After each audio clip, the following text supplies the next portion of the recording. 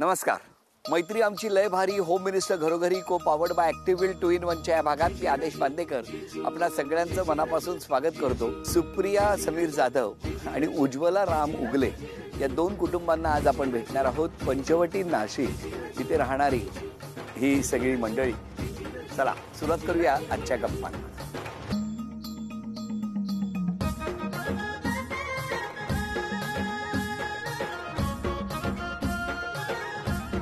नमस्कार. नमस्कार. नमस्कार. नमस्कार. नमस्कार. नमस्कार. घ्या उखाणा. चांदीच्या वाटीत सोन्याचा चमचा. बर. समीर रावांचं नाव घेते, आशीर्वाद असू द्या तुमचा. अरे वा. ताजमहाल बांधण्यासाठी कारागीर आणले स्पेशल. सुप्रियाचं नाव घेतो होम मिनिस्टर साठी स्पेशल. अरे वा. तुळशी तुळशी तू तुझे बाळ, तुझ्या खाली अमृताचे तळ, शिंपिते मुळं उद्धारी 42 कुळं, तुळस मणी तुळस ध्यानी, तुळशीला देखून घालते पाणी, तुळस विष्णूची राणी, तुळस गंगा, माझा आणि राम यांचा नमस्कार विठ्ठल रुक्मिणीला सांगा. अरे वा वा वा, कितीच. लग्नानंतर आम्हाला आणि आमच्या आयुष्याला मिळाली वेगळी वाट. उज्ज्वलाला घेऊन माझी गाडी सुटली आहे सुसाट. काय सांगताय. धन्यवाद. वहिनी द्या ओळख करून. ह्या माझ्या सासूबाई. नमस्कार आई. त्या चुलत सासूबाई. नमस्कार. ही माझी बहीण. नमस्कार. ते बहिणीचे मिस्टर. नमस्कार. आणि बाजूला माझी जाऊ आहे. नमस्कार. धाकटी जाऊ. हो हो हो. आणि तो माझा मुलगा सार्थक. ओके. ह्या साईडचा. बरोबर. आणि तो भाचा आहे माझा यश. बरोबर. बरं सगळ्यांना नमस्कार. नमस्कार. द्या आता. ही माझी मोठी बहीण. नमस्कार. सर्वात मोठी बहीण. आई सारखीच आहे आमच्यासाठी. हो का. आणि ती 2 नंबरची बहीण. नमस्कार. त्याच्यानंतर ती वहिनी. नमस्कार वहिनी. हा. आणि ती सर्वात लहान बहीण छाया. नमस्कार. आणि तिची मिस्टर लहाने दाजी. हो हो हो. आणि तो पाठी तो मोठा मुलगा. मोठा मुलगा. त्याचं नाव ध्रुव. बालपण कुठे गेलं. बालपण नाशिकमध्येच गंगापूर रोडला पोलीस क्वार्टर्समध्ये राहत होतो. पप्पा पोलीसमध्ये होते. बरं बरं. मग तिथेच गेलं. तुमचं. माझं नाशिकमध्येच. कुठे. पंचवटीत पण घर होतं आमचं, मेन रोडला पण होतं. आणि लहानपण तिथंच गेलं. तरी तुमचं. माझं नाशिकमध्येच गेलं. पप्पा पोलीस खात्यात होते तर प्रॉपर नाशिकमध्येच लहानपण गेलं. माझं बालपण जन्म नाशिक रोडमध्ये, नाशकातल्या. मग लहानपणापासून तुम्ही दोघी मैत्रिणी का. हो. Police quarters. हो हो. किती लांब होतं दोघींचं घर. असं 5 मिनिटाच्या अंतरावर. मग कधीपासूनची मैत्री तुमची तरी. 11वी पासूनची. आता 20 वर्ष झाले आमच्या मैत्रीला. काय सांगता काय. हो. 11वीत मैत्रीची सुरुवात कशी झाली हो. आम्ही ज्यावेळेस एकाच डिव्हिजनमध्ये होतो, बाहेर निघालो, कॉलेज सुटलं तर त्यानंतर रस्ता क्रॉस केल्यानंतर गंगापूर रोडचा, आणि ज्यावेळेस एंट्री केली हेडक्वार्टरमध्ये त्यावेळेस ओळख झाली की तू कुठे राहतेस, मी कुठे राहतेस, मी इथेच राहते. मग मी पण बोलली मी पण इथेच राहते. मग अशी ओळख होत होत मग नंतरून कळालं की तुझेही पप्पा पोलीस, माझेही पप्पा पोलीस. मग ती अशी ओळख वाढता वाढता मग आमची मैत्री सुरुवात झाली तर ती अजूनपर्यंत. कॉलेजला मग सोबतच जायला यायला लागलो. मग तेव्हापासून मैत्री सुरू झाली. स्टार्ट झाली. पण तुमच्या लक्षात काय आहे, म्हणजे इतक्या वर्षातली मैत्री, 20 वर्षातली असा कुठला प्रसंग आहे जो मैत्रीतला लक्षात राहिला. काय आमच्यातलं प्रेमळपणा, आमच्यातलं नातं टिकवलं एवढं 20 वर्ष झालं. आणि आम्ही एकमेकींना विसरू नाही शकत. नेहमी ती नेहमी मला आठवणीने फोन करते, काय चालू आहे काय नाही. नंतरून कार्यक्रम असले तर मी तिला बोलवणार, ती मला बोलवणार. काय हो. काय झालं. बरोबर. आणि 20 वर्षात तुम्ही गप्पा आणि त्याच बोलतात का. नाही अजिबात नाही. ती जास्त बोलते उलट. आज एकदम गप्पा आहेत, आज काय बोलतच नाहीयेत. काय हो. काय झालं. असं काही नाही. त्यांच्या मैत्रीला एक अनोखी स्पर्धा पण आहे. कसली हो. स्पर्धा अशी आहे, एकीचं लग्न ठरलं, दुसरीने लग्न ठरवलं. एकीने पहिल्या बाळासाठी जन्म दिला, दुसरीलाही पहिलं बाळ झालं. तो एकीला मुलगी झाला, दुसरीलाही मुलगाच झाला.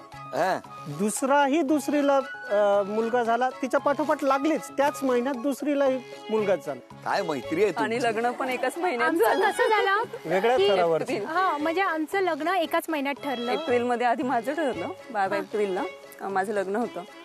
आणि माझं 29 पण ठरलं लगेच त्याच महिन्यात. 29 एप्रिलला तिचं लग्न झालं, एकाच वर्षामध्ये. पण मग तुमचं लग्न जमलं कसं दोघांचं. आमचं लग्न अरेंज मॅरेज आहे. म्हणजे माझ्या पप्पांचं गाव हे वलखेड आहे. ते गावातलं रिलेशन असल्यामुळे आमच्या आत्याने विचारलं आमच्या भाच्याला देणार का. त्यांच्या आत्याने मला कुठल्या तरी लग्नामध्ये बघितलं आणि तेव्हा ह्यांचं लग्न मग विषय होता ना की त्यावेळेस करायचंय. मग सगळी बोलणी झाली, घरातल्या सर्व मोठ्या मंडळींनी मग पुढाकार घेऊन मग ते अरेंज मॅरेज झालं सगळं. मग बघण्याचा कार्यक्रम कुठे झाला? हेडक्वार्टरला आमच्या घरी. नाशिकमध्ये. आपण काय करता? मी शेती करतो. कुठे?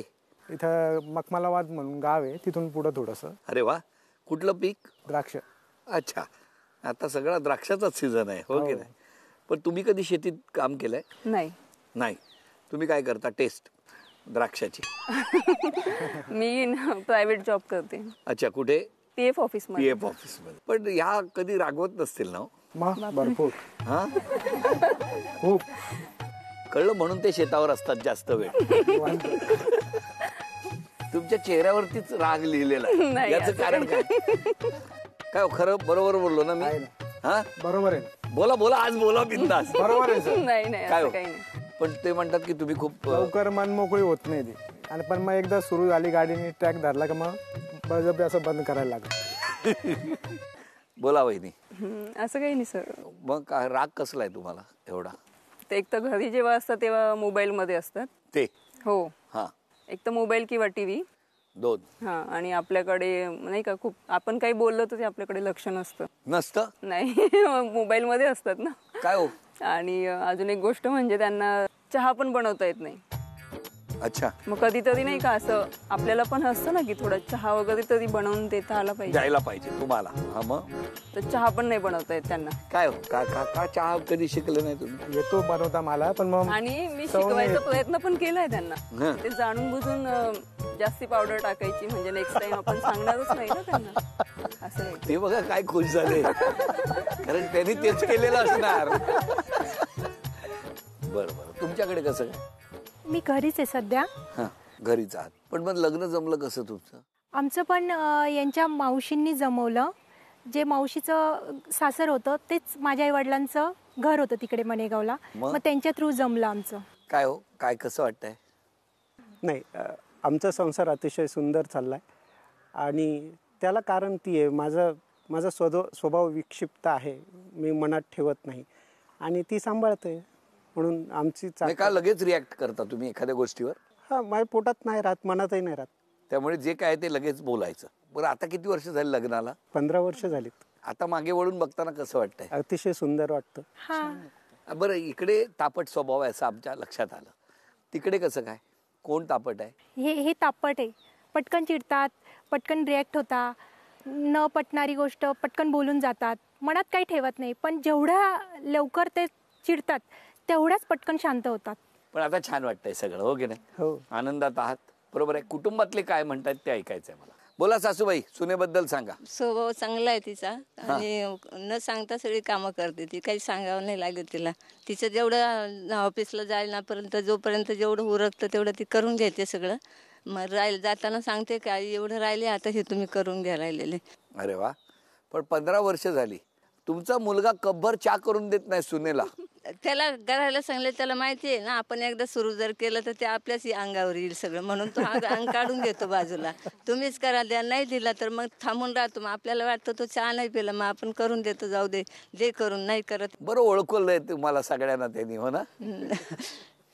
आता मला कळलं की सुप्रिया वहिनींचा स्वभाव तापट आहे. बट ॲक्च्युली जरी तापट असला ना तरी त्यांच्या चेहऱ्यावरती नेहमी एक स्माईल असते छानशी आणि तितके प्लेझंट वाटतं. त्यांच्याकडे कधीही पाहिलं की आपल्याला खूप आधारासारखं आणि छान वाटतं. आणि समीर भैयांबद्दल सांगायचं तर ते धीर आहेत खरं म्हणायचं तर, पण अगदी भावासारखे आहेत. खूप जीव लावतात, काळजी घेतात सगळ्यांची आणि खूप छान स्वभाव आहे दोघांचाही. दोघांचाही स्वभाव शांत आहे. तर तिचा स्वभाव तापट नाही म्हणता येणार. हा, ती फक्त थोडी चिडचिड करत असेल असं मला वाटतं. त्यालाच तापटपणा म्हणतात. पण जास्त नाही मला वाटत. तापट म्हणजे खूप पण फटकन लहानपणी बोलणारी कशा नाहीये होता तुम्ही दोघी? ती. शांत स्वभाव. लहानपणी दोघी कशा होता?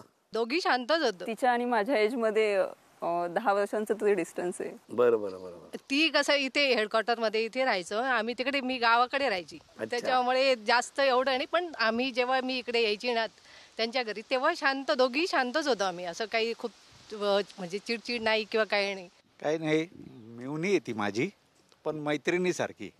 अरे वा. हो. आणि मी पण माझं काही सिक्रेट असेल तर तिच्याजवळ सांगत असतो. अच्छा. हो. पण दोघंही चांगले स्वभावाने. होय ना. बरं, इथे कोण बोलणार? बोला. राम पाहुण्यांचा स्वभाव छान आहे आणि ती लहान बहीण आहे पण तिच्याकडून खूप शिकण्यासारखं आहे. संसारित बारीकी कशी करणं खूप छान सांगत राहते, समजावून सांगते ती, असं मी मोठी तरी. बरं, मगाशी ओळख करून देताना या ताईंनी तुमच्याबद्दल आईची जागा तुम्ही घेतली असं सांगितलं. त्यांना असं वाटतं. काय हो? मी नेहमी म्हणते की आईने फक्त जन्म दिला आहे पण ही खरंच आमची आई आहे. आमच्या मनातलं सर्वात जास्त ती समजून घेते पहिल्यांदा. म्हणजे माझ्या आयुष्यात 2 व्यक्ती जर म्हटले ना तर एक माझा नवरा आणि एक माझी मोठी बहीण, की ती माझ्यासाठी खूप प्रिय आहे, खूप म्हणजे खूप. मी उज्ज्वलाची मोठी बहीण आहे आणि ही आमच्यापेक्षा मोठी आहे. असं वाटत नाही की ती मोठी वाटते, आम्ही लहान वाटतो, कारण की ती आम्हाला खूप काही असं छान बडबड करते, ॲक्टिव्ह पण आहे. तिला स्वयंपाकाची पण खूप आवड आहे आणि आम्ही लहानपणी भांडणही खूप केले, मस्ती वगैरे, पण तिच्याकडून भरपूर काही म्हणजे शिकलो आम्ही. आणि ही आमची मोठी बहीण आहे. जशी ती म्हणली ना की ही आमच्यासाठी आई आहे, खरंच आमच्या दोघींसाठी ती खरंच आई आहे. राम पाहुण्याबद्दल सांगायचं म्हटलं ना, ही खरंच मित्रासारखे आणि माझी बहीण पण माझ्यासाठी मैत्रिणीसारखी. नमस्कार, मी त्यांची वहिनी. त्यांचा स्वभाव खूप छान आहे. कधी आले तर कधी असं नंदेसारखं कधी राहतच नाही. आलं की पटकन लगेच म्हणणार काय करायचं आहे रुपाली, हे करायचं ते करायचं, अशी त्यांची सतत आलं की लगेच धावपळच चालू होऊन जाते. त्यांच्याबद्दल सांगायचं ठरलं तर जेव्हा माझा मुलगा आजारी असताना त्यांनी खूप धावपळ केली. त्यांनी असं म्हणजे देवासारखं येऊन आणि माझ्या मुलाला मरणाच्या दारातनं वाचवलेलं आहे.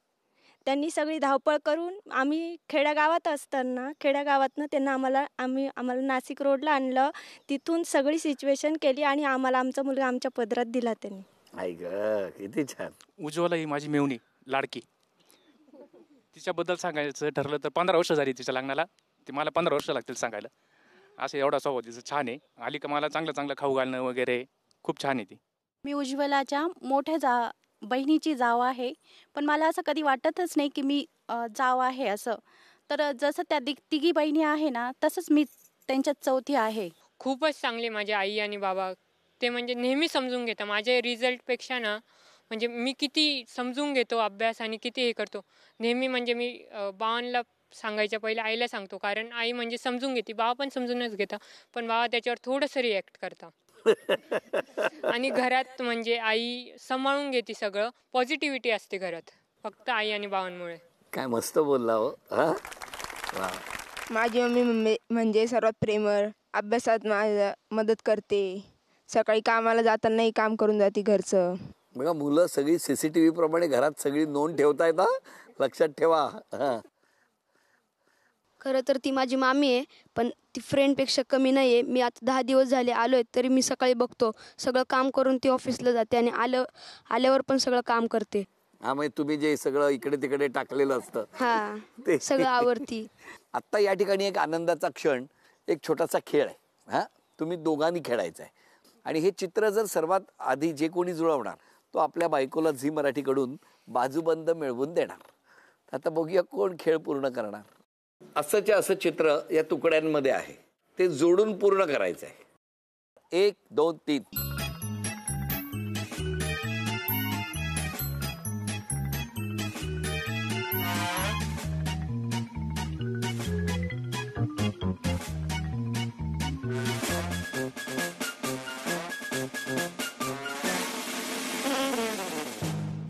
अभिनंदन. झी मराठीकडून हा बाजूबंद तुम्हाला. थँक्यू. झी मराठीकडून हे चांदीचं नाणं तुम्हाला मिळालं. झी मराठीकडून हे चांदीचं नाणं, झी मराठीकडून ही भेटवस्तू. वहिनी, आज क्षमा मागायची असेल तर कोणाची? मिस्टरांचीच मागेल. का हो? कारण की ते मला नेहमी समजून घेतात. असं मी नाही का चिडत असते ना त्यांच्यावर. हो का? चिडतेच मी, पण थोड्या वेळाने शांत पण होते. पण ते मला समजून घेतात, एका वडिलांसारखं समजून घेतात ते मला, म्हणून त्यांचीच मागेल. तुम्ही? तिला तिचीच मागाल, कारण पूर्ण वेळ देता येत नाही. मळ्यातनं थोडंसं वातावरण या हिशोबाने थोडंसं लक्ष देता येत नाही, वेळ देता येत नाही, मुलांना वेळ देता येत नाही, त्याच्यामुळं तिचीच माफी मागेल.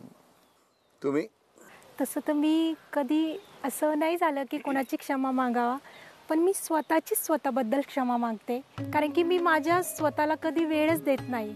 नेहमी संसारात गुरफडून गेली. मला नाचायला आवडतं, मला गाणी म्हणायला आवडतात, मला कुकिंगचे क्लास करायला आवडतात, की नवनवीन पदार्थ शिकायला आवडतं, फिरायला आवडतं.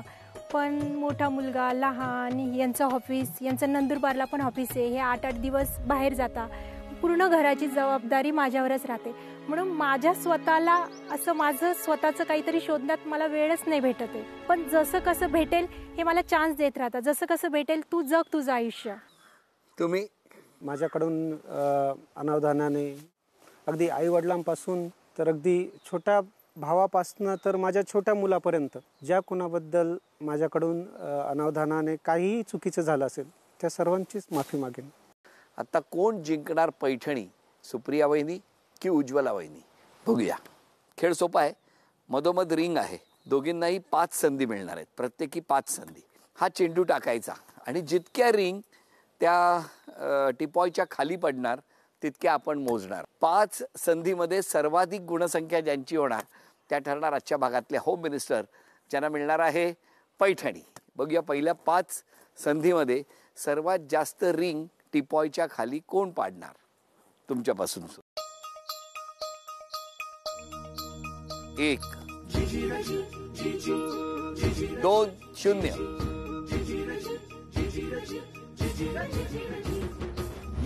4 0 व्हेरी गुड. 1 2 3 4 5 या माऊलींची गुणसंख्या आहे 5. 5 संधी पूर्ण झाल्या आहेत. आता 5 संधी तुमच्यासाठी.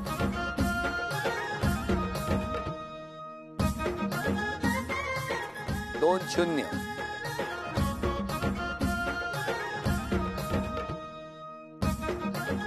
4 0 1 2 3 4 5 6.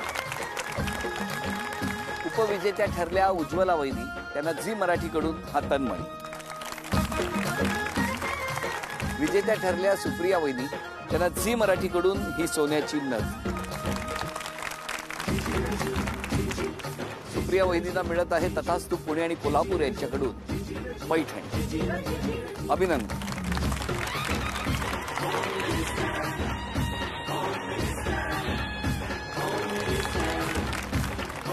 या संपूर्ण कुटुंबाला शुभेच्छा. आपणा सगळ्यांना शुभेच्छा. हसत राहा, आनंदात राहा असं म्हणत आजचा भाग इथेच संपतो आहे. पुन्हा भेटणार आहोत अशीच एक पैठणी घेऊन होम मिनिस्टरच्या पुढच्या भागात. नमस्कार.